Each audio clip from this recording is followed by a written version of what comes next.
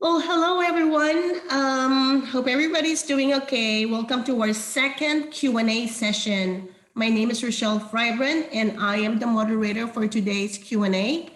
Wi-Fi 6 and Wi-Fi 6EN multi-gigabit services. I would like to bring to the podium Andrew Quellar, Zyxel's Product Marketing Manager. Andrew has been part of our Zyxel team for over 10 years now. But before we continue, I'd like to point out some housekeeping. During the webinar, you'll see three options at the bottom: raising your hand, a chat field, and a Q&A. If you have any questions, feel free to use the Q&A field. And also, at the end of the webinar, we will announce the two winners of our $50 Amazon gift cards. Good luck on that. And now, I will now turn this mic to Andrew. Take it away, Andrew. Hi, everyone. So today we're just going to discuss a bit about what we're seeing in terms of moving towards multi-gig services, going over that gig, and how Wi-Fi 6 and Wi-Fi 6E can sort of complement and help us achieve the multi-gig capacity for our subscribers. Okay, great, Andrew. So the podium is now open to questions. Oh, are you done? Sorry. Yeah. We can go straight into questions. Yeah, definitely. If anybody has any questions regarding Wi-Fi 6, Wi-Fi 6E, or the ability to gateways going over a gig connection. Okay, great. All right. I think we have some questions here. All right. Why are providers offering services over 1 gig?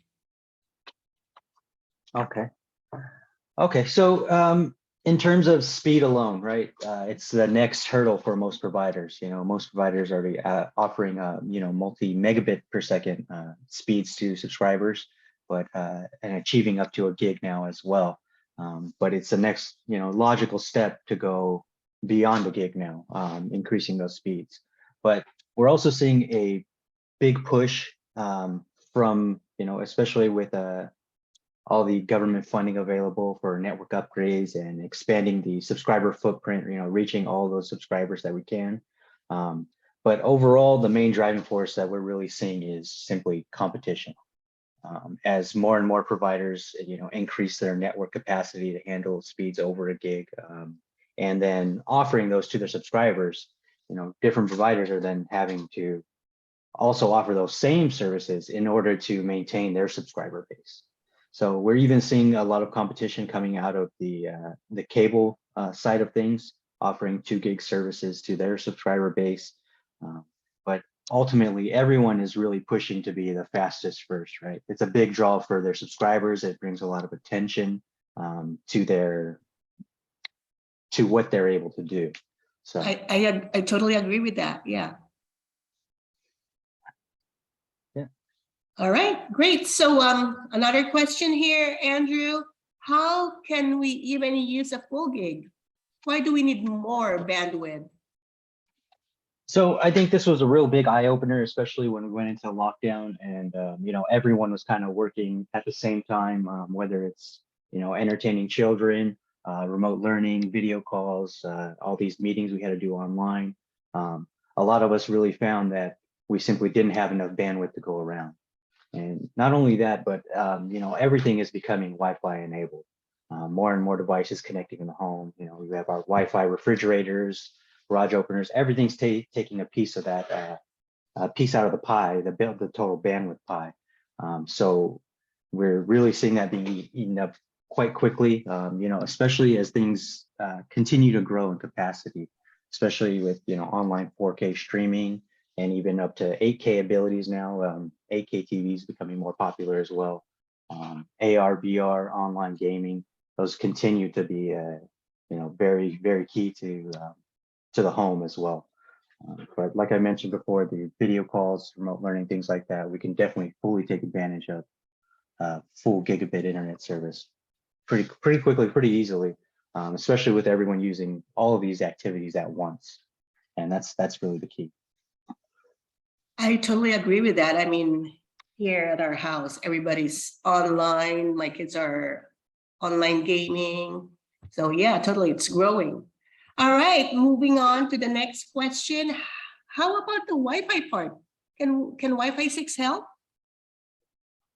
Yes, definitely. So that's one of the things that becomes also not only on the bandwidth side is having the more available bandwidth, but also being able to support all of these services, activities at the same time. So Wi-Fi 6 gives us the ability for a bit more of a bandwidth jump in terms of how much bandwidth it can actually support over Wi-Fi 5.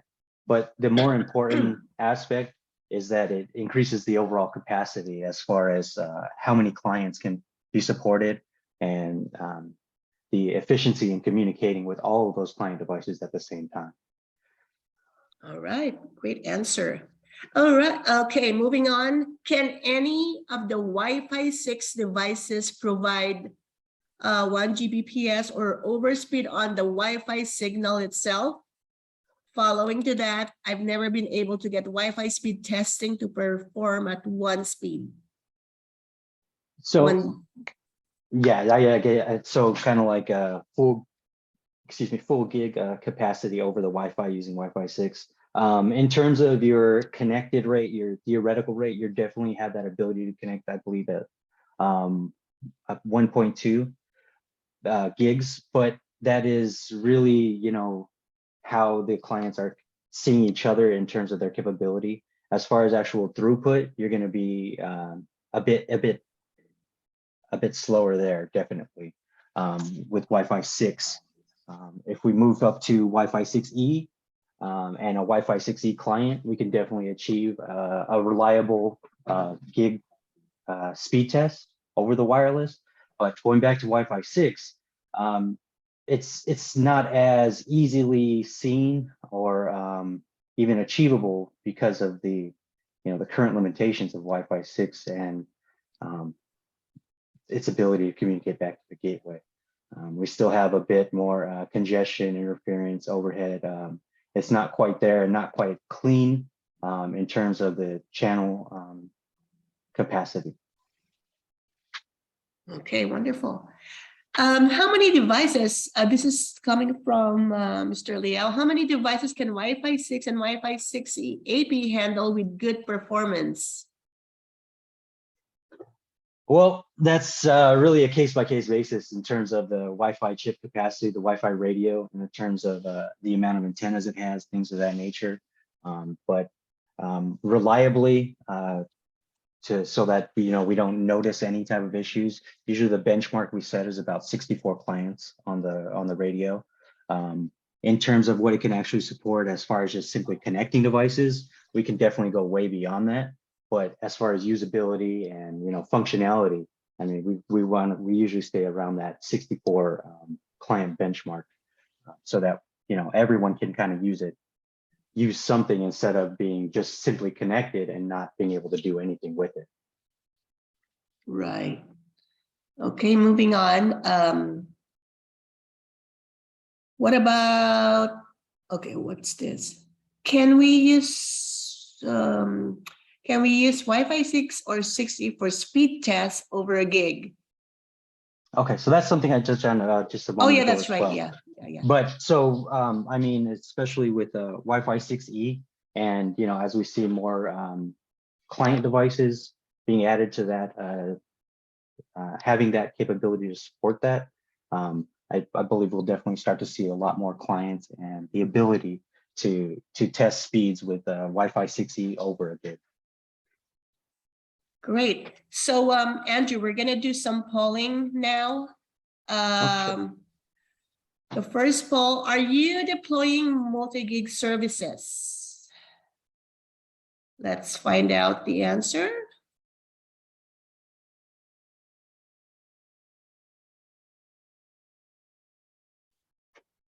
All right. We have, gonna give you 20 seconds more.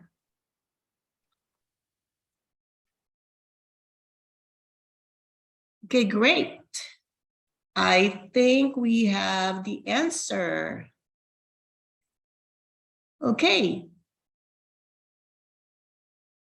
We know we are still upgrading our network to support this. Thank you, guys. All right, that was the poll. All right, moving on to the other question. How do we show speeds over a gig? Okay. Okay. So what we're seeing is, obviously we touched on Wi-Fi 6, 6E capabilities to even achieve close to a gig speed, and 6E going over a gig.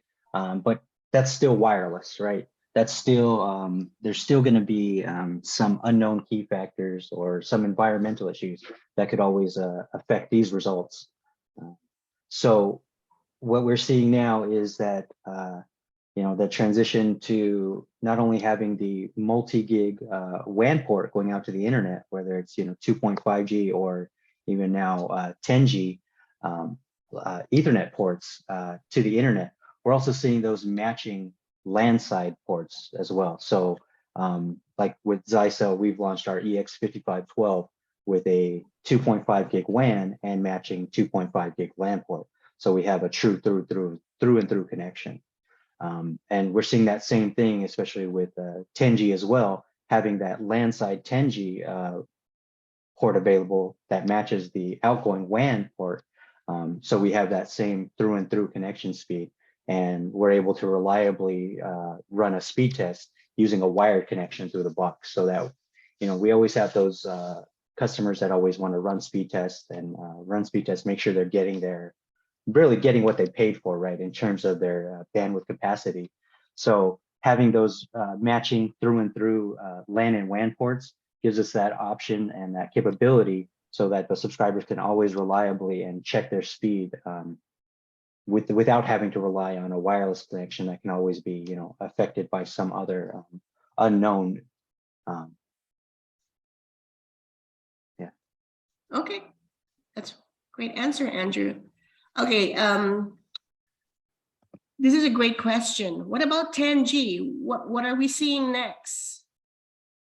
So yeah, so that's what I was touching on as well about just a moment ago is that 10G capability and that 10G matching LAN and WAN port. So with things with the XGS-PON active Ethernet, we're able to get speeds over 5 gigs, up to 8, up to 10 gigs. So having a device that has that capability as well is definitely beneficial for our subscribers. And we're following suit.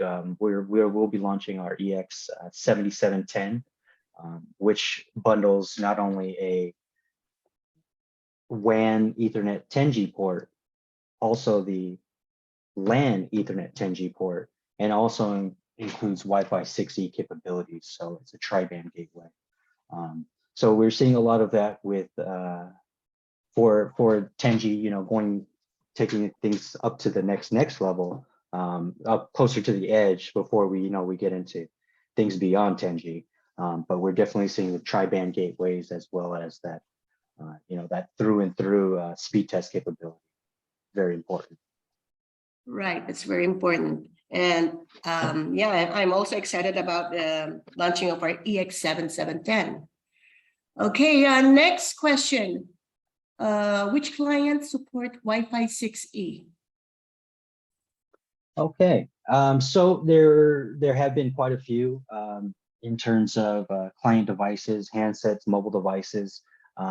But most recently, this last quarter, it was published that there are now up to, I believe, 1,000 Wi-Fi 6E client devices.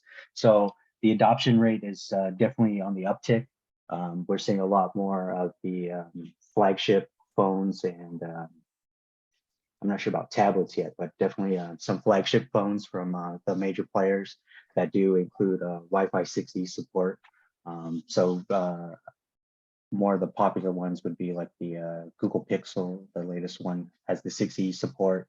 And there's some Asus and some other popular handsets that also include 6E. So we're definitely seeing that improve over time as things move forward. There's a lot of discussion about what's coming next in Wi-Fi as well.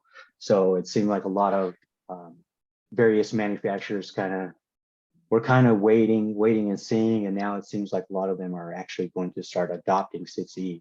So I think, as we move forward into the next year over the summer, before we start talking about Wi-Fi 7 and all that brings, we'll definitely see a lot more of the 6E adoption.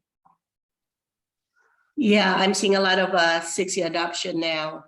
All right, Andrew, before moving on to the next question, let's run another poll. Sure. Okay, poll 2 is, which Wi-Fi technology do you offer for your subscribers? First, we are currently deploying a Wi-Fi 6.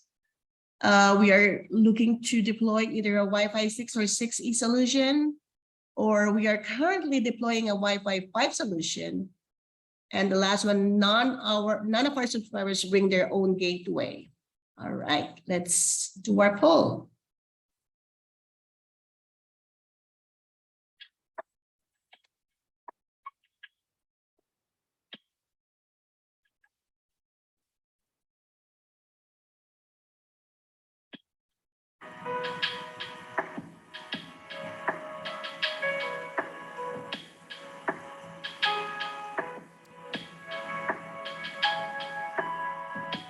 Okay. 5 more seconds there.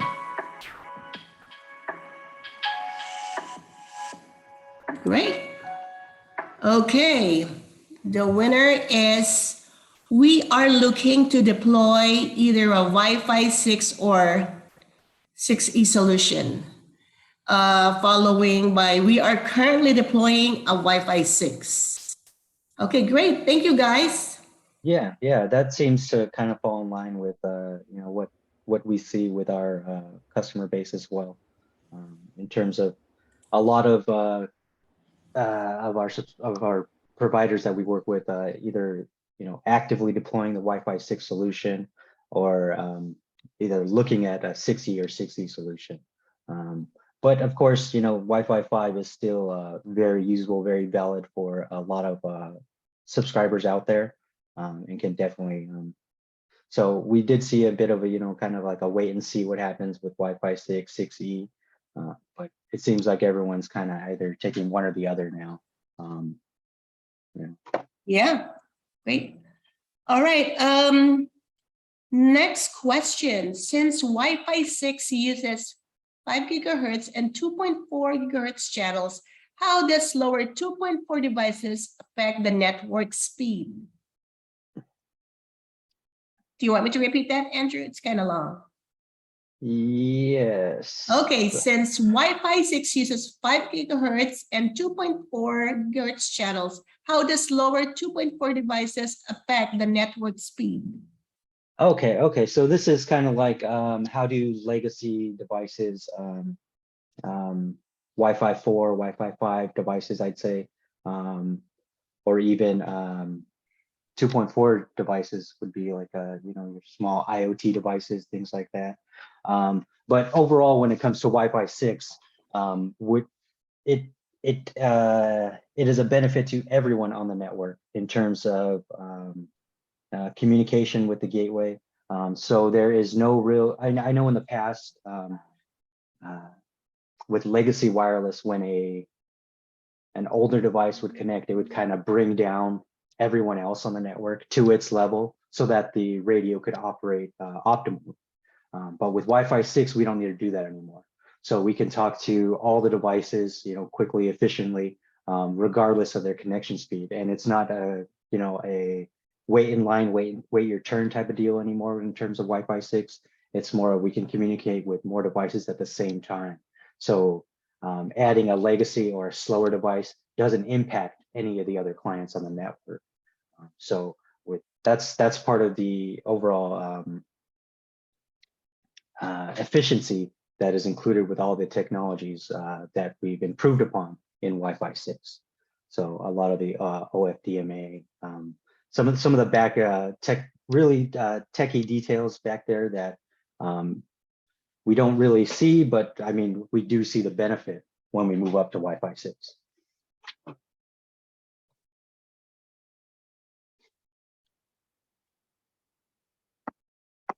Okay.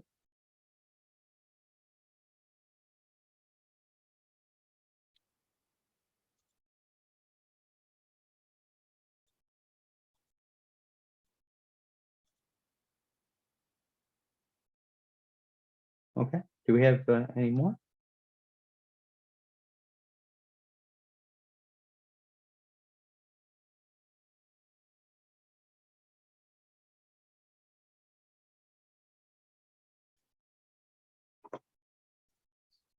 I think you might be muted. I'm so sorry.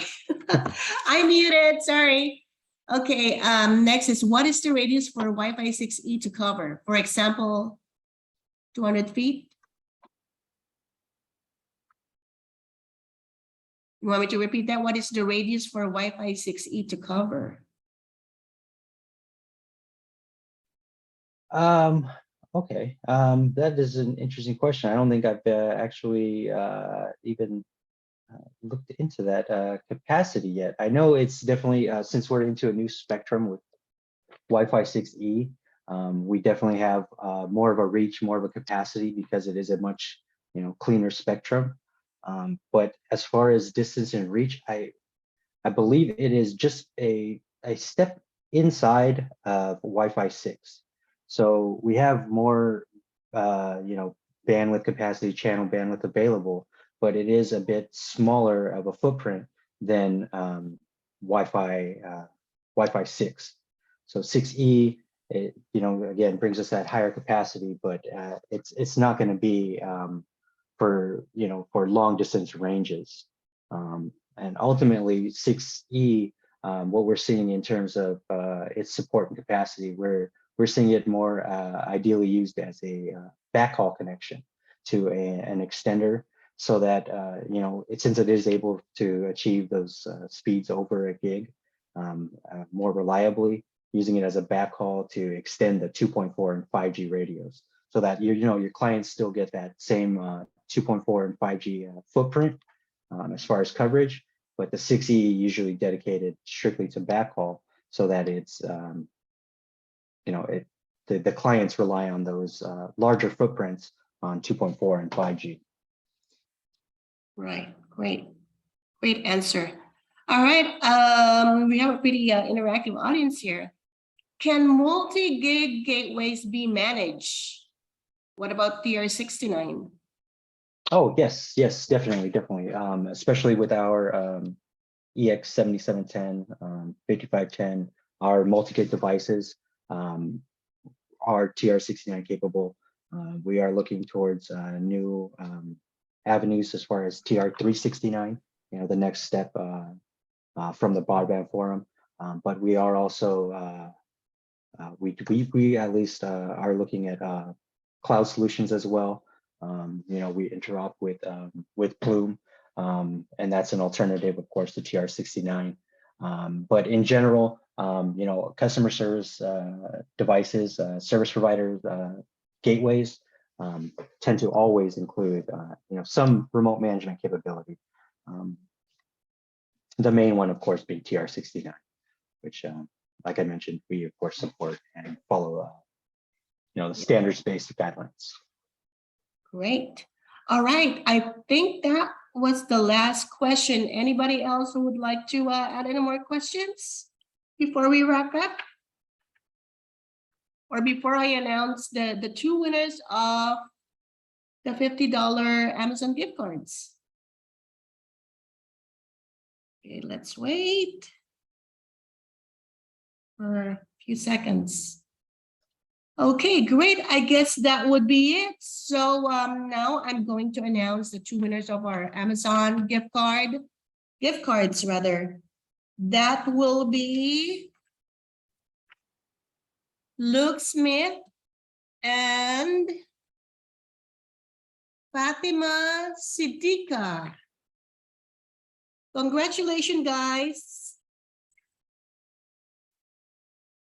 Yay. Thank you for participating. And Thank you for attending our Q&A session. It was indeed a great one today. And I hope to see you on our next Q&A session. And hold on, there's another one. Oh, I said thank you. So Andrea, would you like to leave anything for our attendees? No, I'd just like to thank you for attending. If you have any questions, you can always email us broadband@zyxel.com. We'd be happy to help you with anything you need. Yeah. All right. Thank you, guys. And we'll see you on our next Q&A session. Thank you again for all your questions and have a super duper weekend. Goodbye.